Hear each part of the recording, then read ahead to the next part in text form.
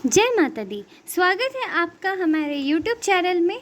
और आज हम वेंचुरी मीटर के बारे में डिस्कस करेंगे। वेंचुरी मीटर क्या होता है? वेंचुरी मीटर एक तरीके का फ्लो मीटर होता है। ओके, फ्लो मीटर क्या करता है? फ्लो मीटर हमारे पाइपलाइन के थ्रू कितना फ्लो हुआ है उसको मेजर करता है।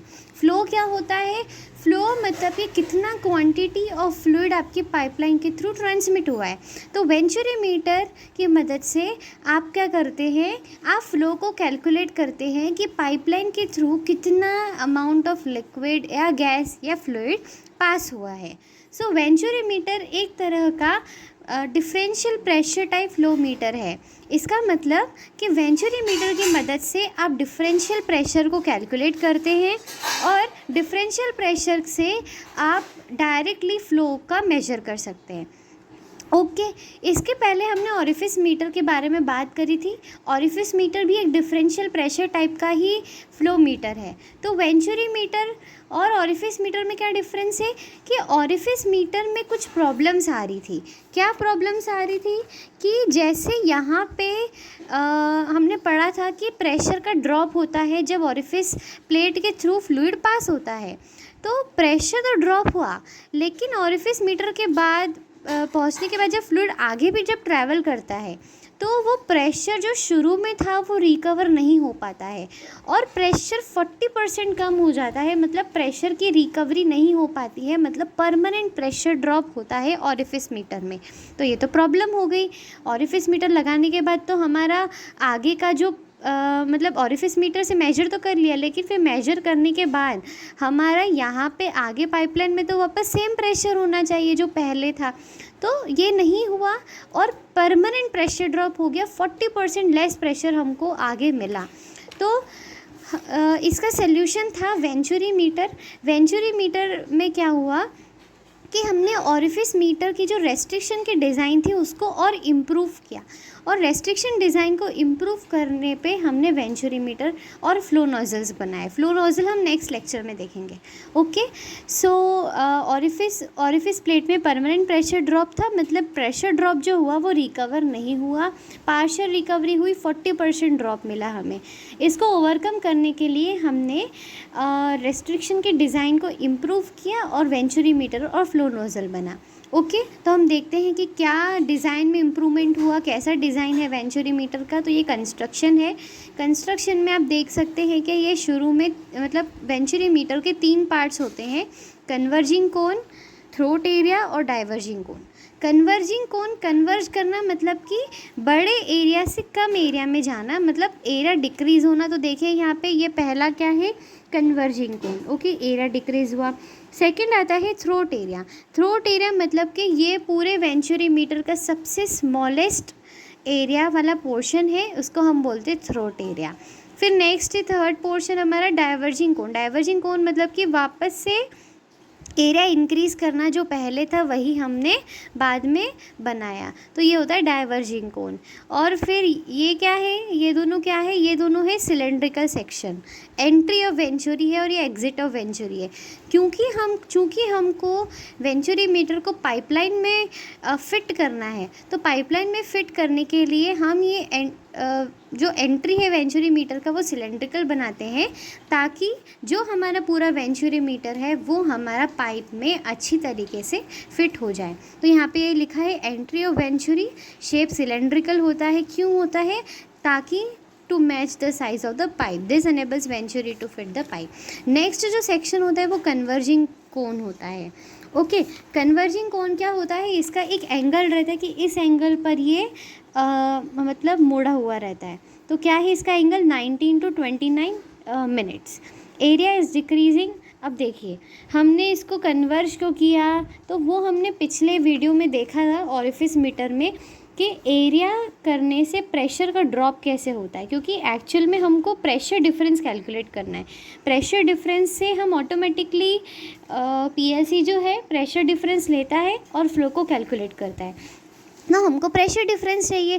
प्रेशर डिफरेंस मतलब कि मिनिमम प्रेशर और मैक्सिमम प्रेशर।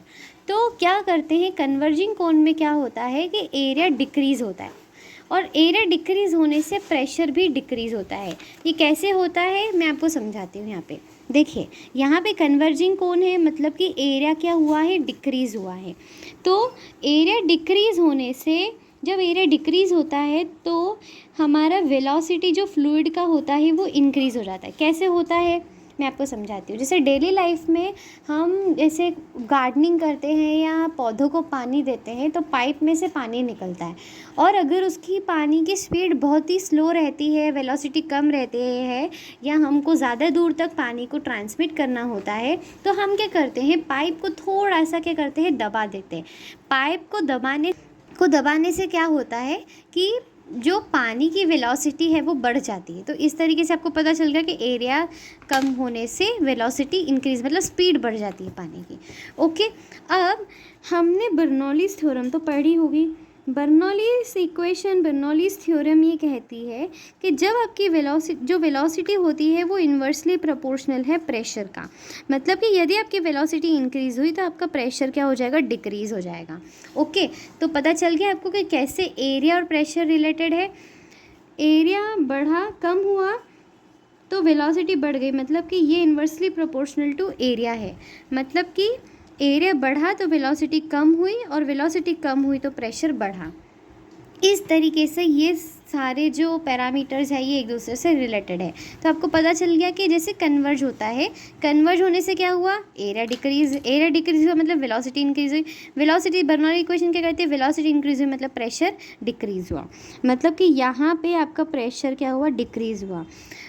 और यहाँ पे डिक्रीज़ होते होते फिर ये मिनिमम एरिया क्या होता है, थ्रोट एरिया होता है। थ्रोट क्या है, ये कांस्टेंट सिलेंड्रिकल सेक्शन है, और ये थ्रोट जो है पूरे वेंचुरीमीटर का सबसे छोटे एरिया वाला पोर्शन है। तो थ्रोट में क्या होता है कि जो सबसे मिनिमम प्रेशर है वो यहाँ पे थ्रोट एरिया में कांस्टेंट रहता है।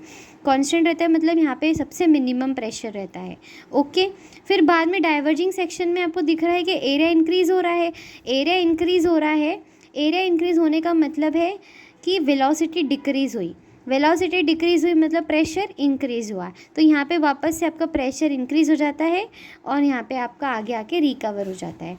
ओके, और हमें डिफरेंशियल प्रेशर कैलकुलेट करना है। डिफरेंशियल प्रेशर मतलब कि हम सबसे पहले जहाँ पे हाई प्रेशर है वहाँ पे टैपिंग लेंगे, और सबसे जहाँ पे लो प्रेशर है वहाँ से हम एक टैपिंग लेंगे, और दोनों को हम या तो मैनोमीटर से यहाँ पे कैलकुलेशन किया है डिफरेंशियल प्रेशर। एक डिफरेंशियल प्रेशर ट्रांसमीटर भी होता है जो इन दोनों टैपिंग्स को लेता है और 4 to 20 मिली एम्पियर सिग्नल को जनरेट करता है उसके अकॉर्डिंग, और फिर हमारे पीएलसी को सेंड करता है। पीएलसी उस 4 to 20 मिली एम्पियर सिग्नल को रिसीव करता है, प्रेशर डिफरेंस वाला जो रहता है वो वैल्यू, और फिर उसके करस्पॉन्डिंग फ्लो को कैलकुलेट करता है। वहीं पे लिखा आ जाता है कितना फ्लो, क्योंकि इंटरनल एल्गोरिथम्स होती है। इंटरनल एल्गोरिथम्स की मदद से प्रेशर डिफरेंस को फ्लो में कन्वर्ट कर दिया जाता है। तो वापस से क्या होता है कि प्रेशर वापस से हमारा यहाँ पे रिकवर हो जाता है। ओके, सो ये है हमारा पूरा वेंचुरीमीटर। यहाँ पे जो मैंने लिखा है वही लिखा है जो मैंने आपको बताया अभी। देखिए, वर्किंग प्रिंसिपल पढ़ लीजिए क्या लिखा है। व्हेन वाटर फ्लोइंग या fluid flowing whose flow is to be measured, मतलब जिस भी फ्लूइड का हमको फ्लो मेजर करना है उसको हम वेंचुरीमीटर से पास करते हैं। ओके, और कन्वर्जिंग, सबसे पहले प्रेशर जो फ्लूइड है वो कन्वर्जिंग सेक्शन में एंटर करता है। कन्वर्जिंग सेक्शन में प्रेशर कंटिन्यूसली डिक्रीज़ होता रहता है, और डिक्रीज़ होते होते at the throat attains the minimum pressure. ठीक है, फिर डिफरेंशियल प्रेशर क्या होता है, attached between the entry and throat section of the venturimeter records pressure difference which becomes indication of the flow rate of the flow. Diverging section enables to regain the pressure kinetic energy. इसका मतलब कि हमको differential pressure calculate करना है तो हम entry of throat, मतलब जहाँ पे मैक्सिमम प्रेशर रहता है, और थ्रोट जहाँ पे मिनिमम प्रेशर रहता है वहाँ से हम टैपिंग्स ले लेते हैं, और फिर हम प्रेशर डिफरेंस को रिकॉर्ड करते हैं। डिफरेंशियल प्रेशर ट्रांसमीटर वो उस प्रेशर डिफरेंस को कैलकुलेट करता है, मतलब, और उसको 4 to 20 मिली एम्पेयर सिग्नल में जनरेट करता है और पीएलसी को सेंड करता है। पीएलसी क्या करता है कि वो करस्पॉन्डिंग उस प्रेशर डिफरेंस की वैल्यू पे फ्लो रेट को कैलकुलेट करता है। ओके, सो इस तरीके से हमारा पूरा जो वेंचुरी मीटर है वो वर्क करता है। Lesser the angle of diverging section greater the recovery, मतलब कि जितना कम एंगल होगा, मतलब अगर इतना होगा तो ज़्यादा रिकवरी होगी, जितना कम एंगल होगा उतना ज़्यादा रिकवरी होगी। ओके, सो इस तरीके से हमारा ये वेंचुरी मीटर है। Hope you like this video.